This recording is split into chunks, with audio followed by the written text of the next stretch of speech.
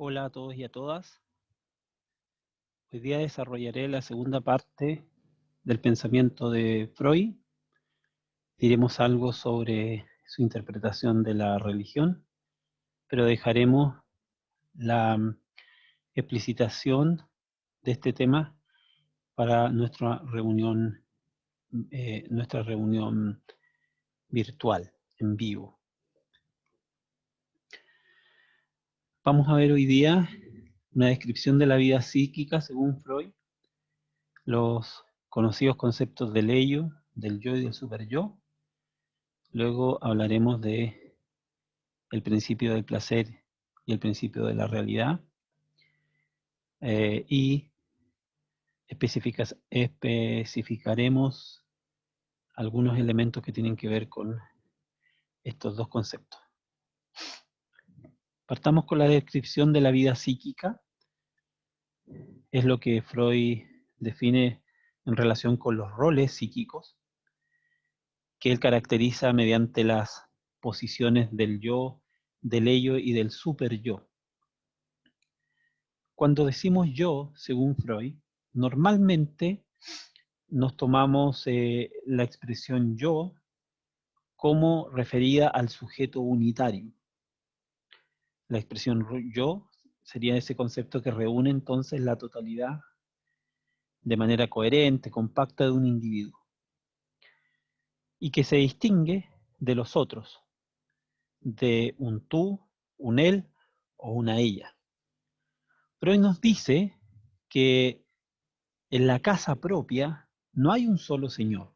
Si queremos usar un poco esta analogía de la casa, del hogar y de sus habitantes. Son tres los que tienen que entenderse mutuamente. Sin embargo, en ocasiones la situación puede llegar a ser muy conflictiva entre los habitantes de la casa. Por lo tanto, siempre se debe llegar a unos ciertos compromisos entre los tres. Para Freud, la instancia más original del sujeto humano, no es el yo, contra entonces la idea de conciencia de la modernidad, desde Descartes en adelante, que lo que hace y define ontológicamente al sujeto humano sería el yo, la conciencia, la razón como su principal, eh, como su principal poder. Para Freud más bien es el ello, lo más constitutivo del sujeto humano. En el ello, dice Freud, tenemos la más antigua de las provincias que constituyen las regiones psíquicas. La más antigua de estas provincias o instancia psíquica, dice Freud. Además agrega, su contenido, el contenido del ello, es todo lo que se ha heredado, lo que uno trae consigo en el nacimiento o desde el nacimiento, lo que se determina constitucionalmente, por tanto, sobre todo, los impulsos que proceden de la organización corporal. Es algo así como, precisamente, una especie de herencia orgánica, que aquí se expresan, según Freud, por supuesto, por primera vez bajo unas formas psíquicas que desconocemos. En este sentido, Freud establece que la única cualidad dominante en el ello es el inconsciente o esa región de lo inconsciente. El ello domina las regiones psíquicas con un poder vital primitivo. En el afán de satisfacer las necesidades del ello, no tiene consideración alguna, y se refiere al ello, no tiene consideración alguna ante las condiciones de la existencia humana. Una especie de impulso ciego, ¿cierto?, que nos habita, un impulso eh, instintivo que nos habita por el hecho de ser seres orgánicos. Freud escribe, respecto del ello y de este impulso vital, de este poder vital primitivo.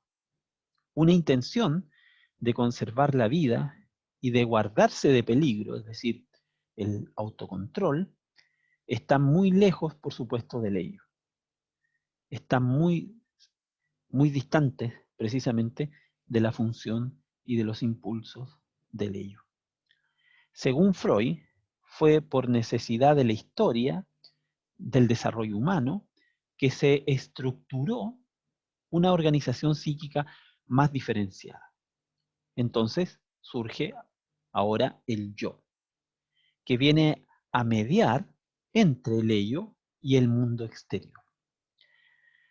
El yo entonces como una especie de instancia reguladora entre esos impulsos, ¿cierto?, inconscientes, instintivos, ese poder vital primitivo, heredado, y el mundo exterior.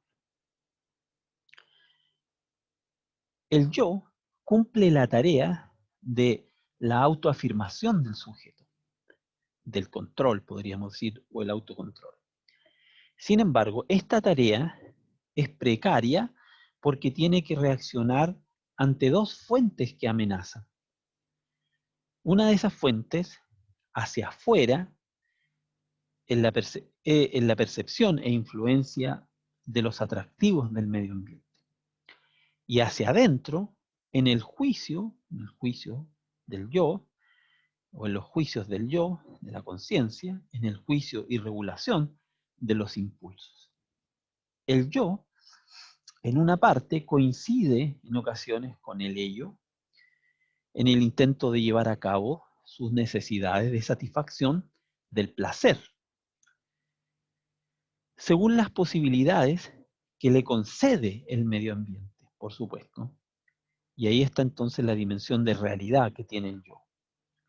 No obstante, esta empresa es una fuente constante de frustraciones. Se da entonces una tensa relación entre el ello y el yo. El yo solo puede dominar la situación tensa si advierte de los peligros. Si advierte de los peligros poniendo atención y asumiendo una actitud serena, especialmente por medio de señales que están relacionadas con el miedo. Es decir, el yo advierte de los peligros y haciendo uso del miedo ante aquellas situaciones que revisten para el sujeto algún tipo de amenaza. La situación para Freud se complejiza aún más, porque no solo se trata del ello, este poder vital primitivo, que lo único que busca es satisfacer sus necesidades sin mirar o considerar riesgo alguno, peligro alguno, y el yo, que mediante el miedo y la conciencia entonces de los peligros que reviste el mundo exterior, trata entonces de regular ese impulso o frenar ese impulso. Pero en el mundo psíquico del sujeto surge, según Freud, una dimensión más compleja y que hace más difícil entonces para el sujeto humano, digamos, manejar sus conflictos psíquicos. Ocurre otra instancia psíquica, surge otra región, amenazadora también, que también hace valer sus derechos. Y esta otra dimensión, esta otra región, esta otra zona psíquica del sujeto, es lo que Freud denomina el superyo. Veamos qué entiende Freud por el superyo. Por supuesto, van a encontrar una serie de textos específicos en los cuales Freud emprende la tarea de explicar, ¿cierto? Cada uno de estas ideas, de estas formas de concebir la estructura psíquica humana. El ello, el yo y el superyo. No siempre el ello, el yo y el superyo se logran conciliar adecuadamente o hacer calzar con lo que Freud ha dicho anteriormente respecto del inconsciente, el preconsciente y la conciencia. El superyo, a diferencia del ello, no se hereda, sino que empieza a estructurarse en la vida. En el superyo, el ser humano interioriza las exigencias externas. En primera instancia, las exigencias relacionadas con los padres, pero también de todo el medio ambiente cultural, de la sociedad en la que nace un individuo o viene un individuo. Las exigencias, por lo tanto, que los padres imponen a los niños en el proceso de la educación, pero también en el proceso de la socialización, al incorporarnos a una determinada comunidad humana o a un determinado ámbito de comportamientos culturales esperados. En su primera edad, el ser humano se guía totalmente por sus necesidades. Busca satisfacer sus necesidades, podríamos decir, de algún modo se encuentra en la etapa del ello. Y no está todavía en condiciones de ver que su satisfacción está sometida a unas limitaciones, a unas restricciones. Toda privación es percibida por él como una recusación impuesta desde fuera. Esta situación, en una primera etapa, introduce una estabilidad en el sujeto. Es decir, las privaciones, ¿cierto? Las restricciones, las limitaciones al deseo, introducen una cierta estabilidad del niño, ¿cierto? En la medida que de esa manera él se incorpora a las relaciones con el resto del grupo. Por supuesto, eso da una estabilidad al yo. Pero a medida que pasa el tiempo y va tomando mayor conciencia, esas limitaciones que para él son restricciones que vienen desde fuera, comienzan a resultar humillantes. Podría eliminar estas limitaciones con agresividad, por ejemplo, pero esto es posible solo en parte. Para las otras coacciones que operan contra el sujeto, de parte del mundo exterior, se da cuenta que no queda más remedio que interiorizarlas, pero de una forma que las pueda reconocer como exigencias, restricciones o limitaciones propias, exigencias que él mismo se ha dado, que él ha escogido. El desarrollo moral del ser humano, si vemos detrás de las explicaciones de Freud, también van acompañadas de la toma de conciencia que va adquiriendo el niño en la medida que va desarrollándose y llegando a la vida adulta. El desarrollo moral del ser humano va de una heteronomía, ¿cierto? Es decir, una sumisión, una sumisión a una ley ajena, ¿cierto? Una ley que la percibe como viniendo desde afuera, como imponiéndose a su voluntad y restringiéndola, limitándola. Entonces va de una heteronomía a una autonomía que para Freud siempre será una autonomía aparente. Una autonomía más o menos real, en todo caso limitada. Es decir, Freud piensa que se trata de una sumisión a la ley propia. La idea de autonomía significa esa ley que uno se da a sí mismo, y se la da a sí mismo como si uno la hubiese escogido libremente e incluso la hubiese creado. Una sumisión a la ley propia que quisiera renegar de su origen heterónomo, es decir, en el fondo no es una ley impuesta desde afuera coercitivamente, sino que en el fondo las escojo libremente y por lo tanto no habría ningún conflicto detrás de eso. bajo la idea de que estoy ejerciendo mi propia libertad y mi propia toma de conciencia de que eso es bueno para mí y para los otros, pero que nunca puede desligarse finalmente de la dimensión heterónoma. Es decir, nunca puede desligarse de la idea de que eso que está escogiendo como si fuera propio, al interiorizarlo, ¿cierto? Es decir, a asumirlo desde su propia conciencia, reconocerlo como aquello que quiere, nunca puede romper con la dimensión de que se trata de algo que viene desde fuera, es decir, algo que es impuesto, que en verdad no ha escogido plenamente.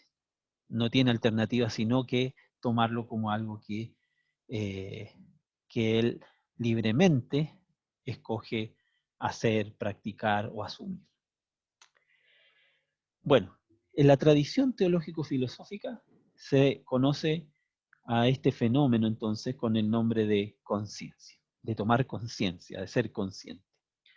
En Freud recibe una interpretación psicoanalítica que para él tiene graves consecuencias.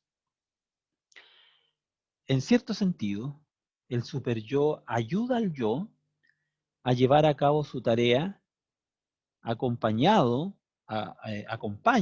quiero decir, al yo en su resistencia frente a los embates del ello. Aparentemente, el superyo tendría la función de reforzar al yo, acompañar al yo frente a la influencia o a esta irrupción del ello en la conciencia del sujeto. Sin embargo, se debe tener en cuenta que el superyo, al igual que el ello, es en parte para Freud inconsciente. Es en parte también inconsciente. Inconsciente al yo. ¿Sí? El yo tampoco puede dar plena cuenta de qué se trata esa compañía que le presta el superyo frente a los embates del ello. Y puede llegar a complicaciones peligrosas con las necesidades impulsivas. Por ejemplo, convirtiendo la subordinación a una prohibición en una satisfacción secreta cargada de placer, ¿no? Eso puede hacer el yo en esta supuesta ayuda que le presta al yo. Es decir, una subordinación, la necesidad que tiene el sujeto de reconocer leyes externas a la cual no le queda más remedio que someterse, ¿cierto? Acogerla y someterse a ella, el yo podría en algún momento hacer que ese sometimiento además esté acompañado de un cierto placer, de una cierta satisfacción. El peligro de eso es cuando se trata de una subordinación opresora. No es extraño entonces que reconozcamos que estar sometido frente a un cierto poder que lo único que hace es ir contra la dignidad humana, sin embargo, terminamos apreciando ese poder, reconociéndolo e incluso deseándolo, ¿no? Defendiéndolo tal vez o incluso rindiéndole un reconocimiento. A esto también agreguemos que ante todo, el superyo es la fuente de la conciencia de culpabilidad, que con frecuencia va acompañada de necesidades de castigo, ¿no? El superyo, entonces, eh, ejerce, ¿cierto?, esta influencia en la psiquis del sujeto mediante una conciencia de culpabilidad y también de la necesidad de castigo, ¿sí? No solo reconocer la responsabilidad que se tiene, sino también eh, pensar que se merece quien ha violado la regla o no respetado la imposición, merece el castigo por ello. El superyo dispone de unas tácticas para imponer su autoridad, lo que puede gravar poderosamente sobre la vida psíquica. En esta situación de apremio, el yo se ve con frecuencia en un estado de angustia, ¿no? Si pensamos de lo que tiene que hacerse cargo el yo, y entonces de estas dos fuerzas que están operando sobre él, una, por supuesto, que lo relaciona con el mundo y con sus exigencias, y otra que viene desde algo así como el interior, pero un interior que no es solo el interior de él como sujeto individual, sino que una especie de fondo de interioridad que viene desde antes, ¿no? Que es heredada. Entonces, en esta lucha y en esta tensión, por supuesto, surge la sensación, ¿cierto?, de angustia que experimenta el yo. Pues cada una de las decisiones del yo solo serán correctas si satisfacen al mismo tiempo a las exigencias del ello, del superyo y de la realidad.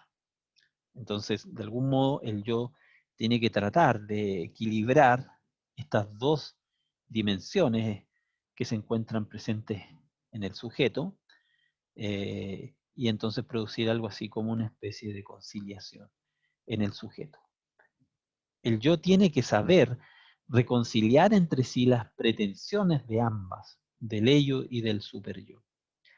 Si en esta empresa no consigue dominar y mantener el control, esto puede conducir, según Freud, a lo que él denomina la neurosis, ¿no? Si no logramos conciliar nuestros deseos internos, nuestros deseos de satisfacer ciertas necesidades, pero al mismo tiempo la existencia de un mundo otro que también nos impone y nos exige una cierta forma de relacionarnos con él, si no podemos conciliar esas dos dimensiones, entonces el sujeto se convierte en un sujeto neurótico, ¿no?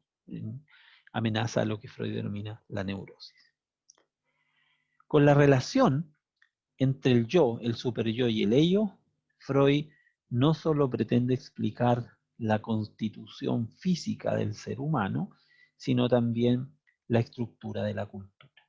Y esto es muy relevante entenderlo. Algo de esto vamos a decir la próxima sesión, que a Freud no solo le interesa el sujeto individual, la interioridad abstracta del sujeto, sino que para Freud también detrás de esta explicación, ¿cierto?, en que él reflexiona sobre la psique como dimensión interna del sujeto, pero también la relación del sujeto desde esa propia psique, ¿cierto?, con el mundo externo, el mundo exterior y sus exigencias.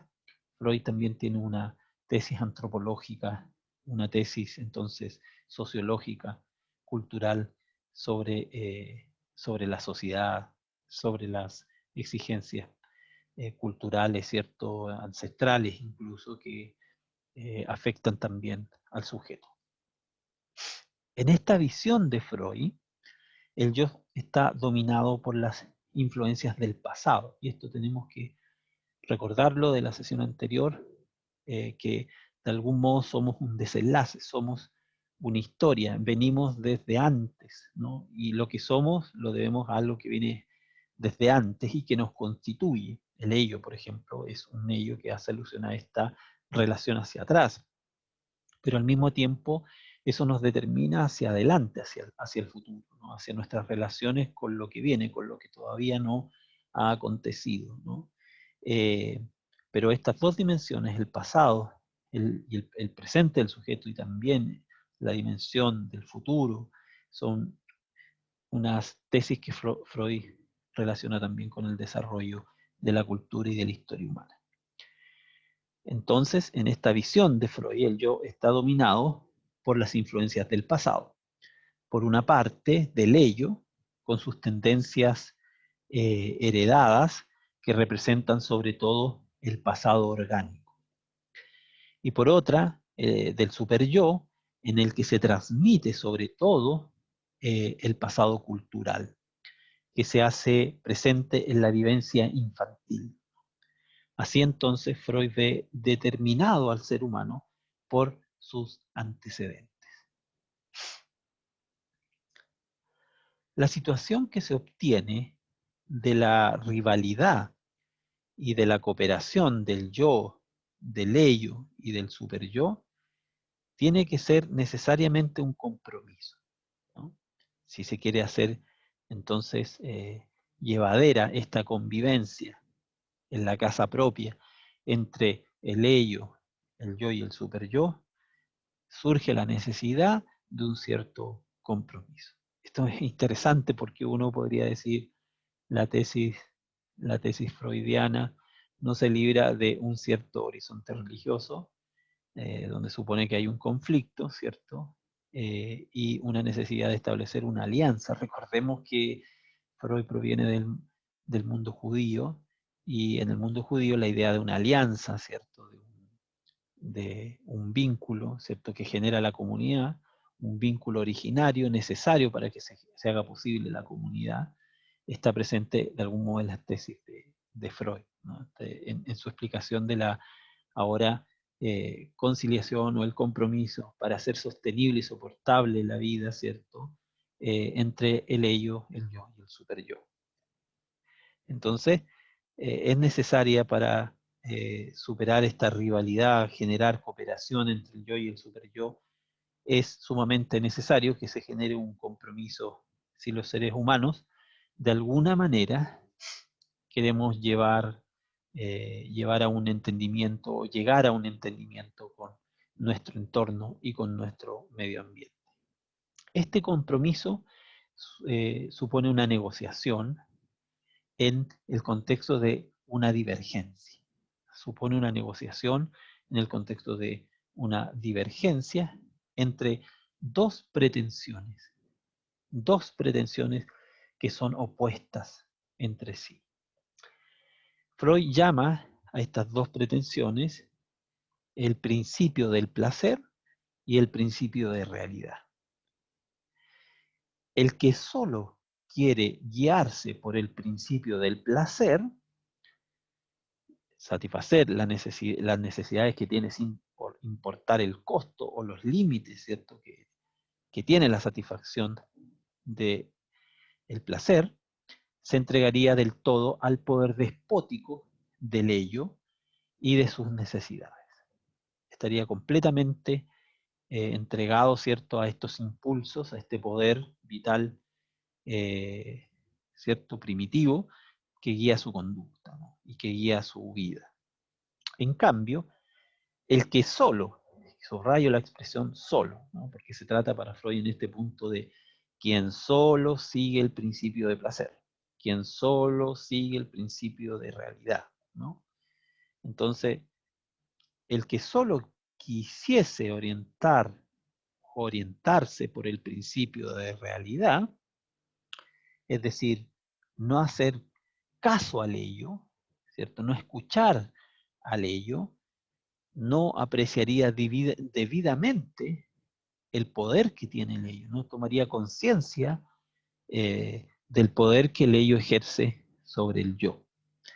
Es decir, quien solo quiere escoger el principio de realidad como una forma de hacerse ignorante o de ignorar el ello, que el ello realmente existe y ejerce su influencia sobre nosotros, entonces para, para Freud tiene que prepararse para la venganza insidiosa del ello, ¿no? Es decir, porque lo único que ve ahí Freud es una represión de esos impulsos que de algún modo buscarán una salida en el sujeto. Por lo tanto, no es un camino viable, no se trata de escoger el principio de realidad y ajustarse solo al principio de realidad, que supone entonces someterse, ¿cierto?, a las exigencias externas, ignorando los impulsos y las necesidades, ¿cierto?, que el ello supone. Por lo tanto, no es un camino viable las soluciones unilaterales, o el principio del placer, o el principio de realidad. No se trata de soluciones unilaterales rigurosas, estrictas, porque claramente son destructivas. Pero no toda combinación, según Freud, no toda combinación entre el principio de placer y el principio de la realidad es útil y responsable. Es posible que se den buenos compromisos y compromisos malos. Freud señala dos criterios según los cuales deben juzgarse los resultados entre el compromiso que se haga entre el principio del placer y el principio de realidad. Primero, el primer criterio si estos resultados son favorables a una constitución del ser humano que haga soportable la vida psíquica, la haga soportable individualmente y socialmente. Y en segundo lugar, el segundo criterio, si pueden superar este compromiso, esta relación entre el principio de placer y el principio de la realidad, si puede superar la prueba de la honestidad intelectual, que no se esté traicionando algo, si no se esté traicionando el pensamiento coherente y racional. Bajo estos puntos de vista, es, por ejemplo, normal y hasta inevitable que nos desatemos, al menos en parte según Freud, del control del yo y de la reglamentación del superyo, y nos permitamos, ¿cierto?, vivir en un mundo distinto al mundo real, y vivir a nuestro capricho mediante el sueño. Freud de algún modo ve en el sueño ese lugar donde se relaja, ¿cierto?, el control del yo, y entonces se manifiesta, digamos, los impulsos del ello, y también se manifiesta, ¿cierto?, libremente los impulsos del ello, y también, de algún modo, también las exigencias del superyo. Este escape hacia una realidad ilusoria, ¿cierto?, es una descarga para Freud inofensiva, porque se trata, por supuesto, de un sueño, se trata de sueños, y es en ese sentido una descarga inofensiva de las coacciones propias de la vida diaria, ¿no? Es decir, cuando los controles precisamente se han relajado en el sueño. Sin embargo, Freud ve aquí un signo, un peligro, porque esto no solo pasa en la dimensión del sueño, sino que también ocurre en la realidad, ¿sí? Entonces, también ocurre cuando estamos despiertos. Es entonces peligroso que el ser humano se retire a un mundo de fantasía que lo satisfaga, que creemos un mundo de fantasía mediante el cual entonces nos evadimos de las coacciones, y el peligro está en precisamente pensar que ese mundo es el mundo real, y invertir toda nuestra vida en ese mundo de fantasía que satisface al sujeto, porque no es capaz el sujeto, y por eso se evade y se enajena de la realidad, no es capaz de hacer frente a las resistencias del mundo exterior. Se expone a caer entonces el sujeto en los anhelos infantiles, ¿no?, por una situación de seguridad, En el lenguaje de Freud, esto se llama sucumbir a una regresión. Su consecuencia, para Freud, finalmente, será la neurosis. La neurosis, explica Freud, en nuestro tiempo hace las funciones del convento, al que solían retirarse, es decir, ese lugar de retirada, ese lugar de enajenación, ¿cierto? Ese refugio, el convento, al que solían retirarse todas las personas que estaban desengañadas de la vida. No obstante, incluso en este refugio ilusorio, el principio de la realidad no se abandona. Es decir, es imposible abandonar el principio de realidad, el vínculo normal y común que todos los seres humanos tenemos respecto de nuestro vínculo con el mundo y con las cosas. El principio de realidad no se abandona del todo, sino que solo se subordina de un modo específico al principio de placer. Esto para Freud es peligroso porque es este estado psíquico, porque este estado psíquico comporta una alienación de los otros seres humanos y del mundo de su propia vida, que difícilmente se deja reparar, ¿no?, esta alienación. Freud considera que es grande el peligro de que el que se retira de la realidad normal en la sociedad, por sentirse desorientado en ella, sea porque no admite, no quiere reconocer la debilidad y busca otras interpretaciones, ¿no?, otras interpretaciones que estorben menos al sentido que tiene de su valor. Es decir, no es capaz de reconocer el problema que tiene para vincularse con el mundo exterior. Y entonces se refugia en otros mundos para resolver este conflicto de algún modo de adaptación.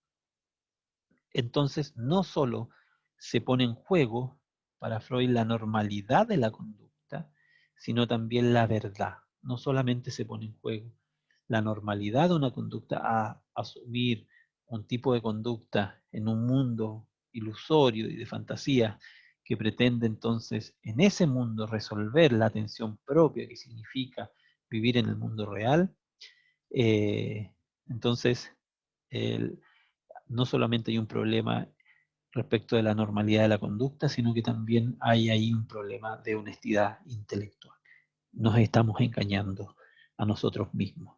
Nos estamos engañando a nosotros mismos al negar eh, eh, a nuestra propia razón, ¿cierto? Mediante ilusiones, lo que realmente son o cómo realmente son las cosas.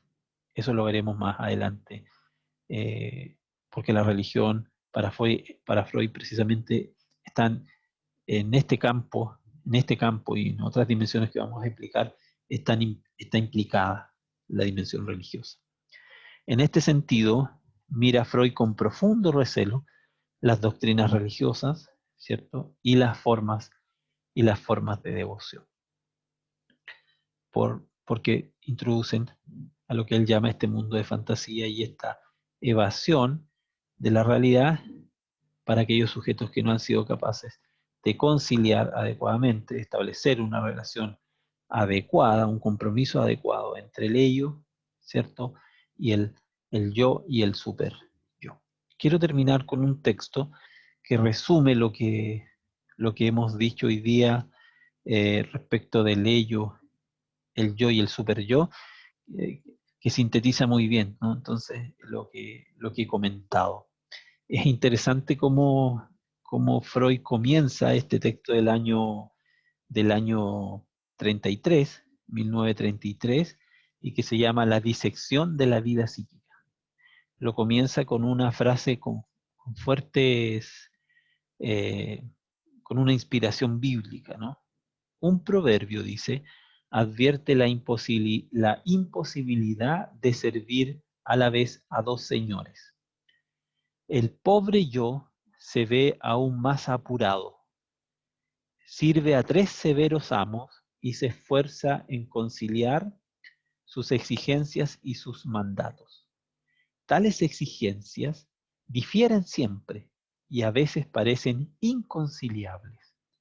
Nada pues tiene de extraño que el yo fracase tan frecuentemente en su tarea.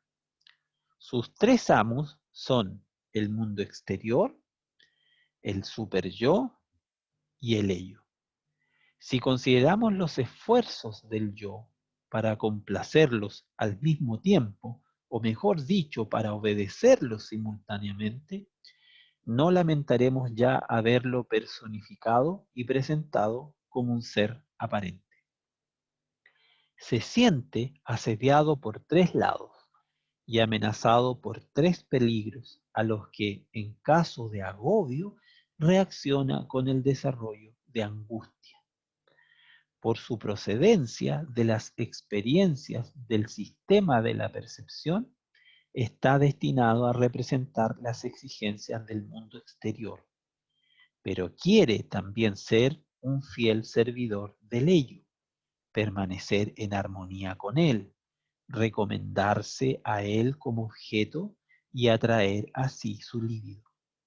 En su empeño de mediación entre el ello y la realidad que se ve obligado muchas veces a revestir los mandatos inconscientes del ello, con sus racionalizaciones preconscientes, a esfumar los conflictos del ello con la realidad, a fingir con insinceridad diplomática una atención a la realidad, aun en aquellos casos en los que el ello ha permanecido rígido e inflexible.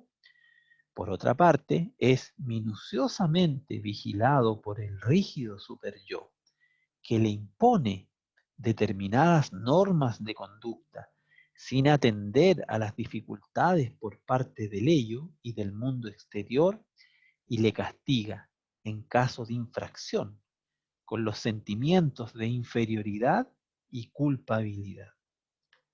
De este modo, dirigido por el ello, observado por el superyo, rechazado por la realidad, el yo lucha por llevar a cabo su misión económica, su misión de administrar muy bien la casa, la de establecer una armonía entre las fuerzas y los influjos que actúan en él y sobre él. Y comprendemos por qué a veces no podemos menos de exclamar: qué difícil es la vida, dice Freud.